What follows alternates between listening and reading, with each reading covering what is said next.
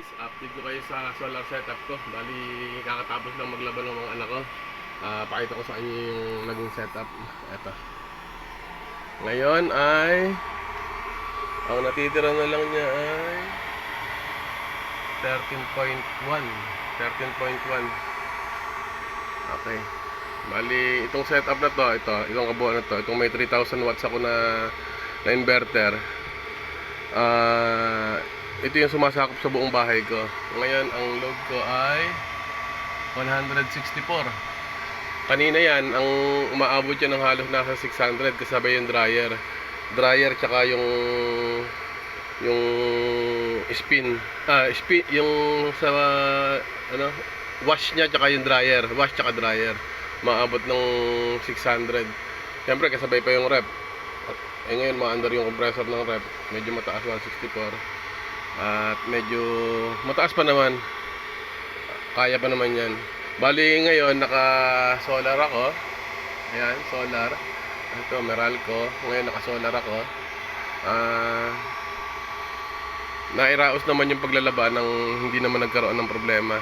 At may tira pa ako, 13.1 pa yung yung battery. Kulimlim na, hapon na kasi eh. Ito namang isa ko na to, yung pang router ko to eh, sa modem. Yung modem ng Globe ko ng internet. Tapos ito naman saksakan na to, ito pure Meralco to, pure Meralco.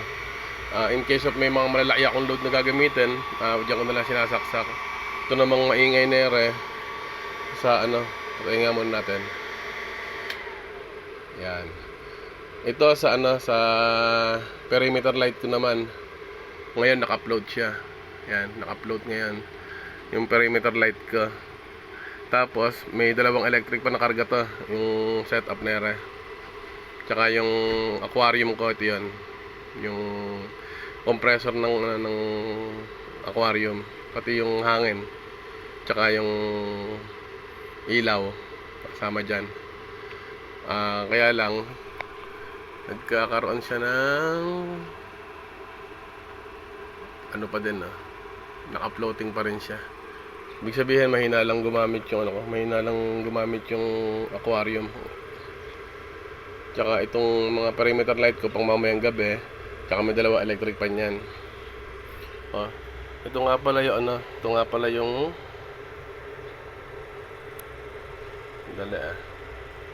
yan. Ito nga pala yung 240 AH ko na nahalo ito eh, 32,700 tsaka 32,650, pero lahat yan bago nung inassemble ko yan.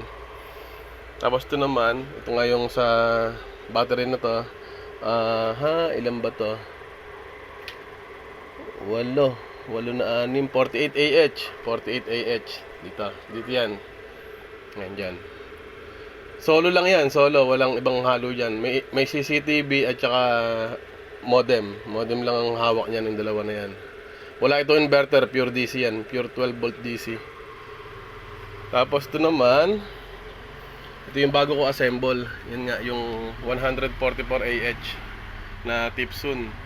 Ayan, bagong gawa lang yan. Bagong gawa. Dito naman siya sa isang SRN ko na 40 amperes. Yan, dyan naman siya. Medyo magulo pa yung wiring, hindi pa naman ito yung final niya, kaya lang upgrade ng upgrade, dagdag ng dagdag para mapaghiwa-hiwala yung mga nasa bahay.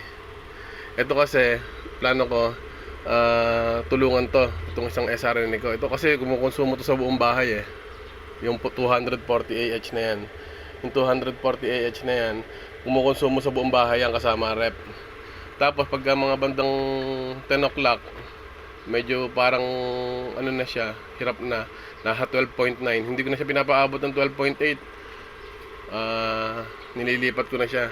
Pero pagka naman hindi ko inabutan na 12.8 at naubos agad, pupunta naman siya kay Meralco. Kasi nakaset siya sa 12.8. Automatic magme-Meralco siya pagka hindi kinaya. Kagaya ngayon nag-washing machine maghapon. Kaya baka hanggang mamayang 12 o'clock lang yan ng gabi lumipat na. Wala namang problema doon. Kasi naka ATS naman tayo. Ito naman, yung load na to, madalas to nakaka-float eh. Hindi naman maganda kung lagi naka-float siya. Pag dumating yung inverter ko na in-order na isa na 2,000 watts, baka hatian ko yung pambuong bahay ko. Yung pambaba ko, gagawin ko, ito yung pambaba ko.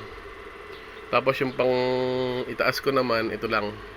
Mas marami kasi akong load sa taas.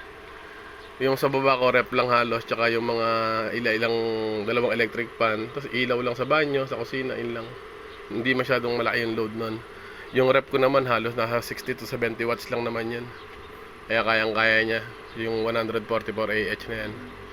Itong 240 AH, pambuong bahay ko na to. Yan, yung kabuuan na yan. Ngayon, nagcha-charge pa naman ng konti. May pumapasok pa ba? Hapon na kasi eh. 5.32 na lang. Hindi, magtaas pa. Halos nasa ano pa rin. Makapag-charge pa siya hanggang mamaya. Kakatapos lang kasing maglaba. Ito naka-upload pa rin. Pero mamaya yan, gagana na lahat yung mga load niyan. Andito yung mga mga load niya sa perimeter light. Meron akong nakapaikot na mga ilaw sa bahay ko. Siya yung nagsusupply. Yan lang po at maraming salamat.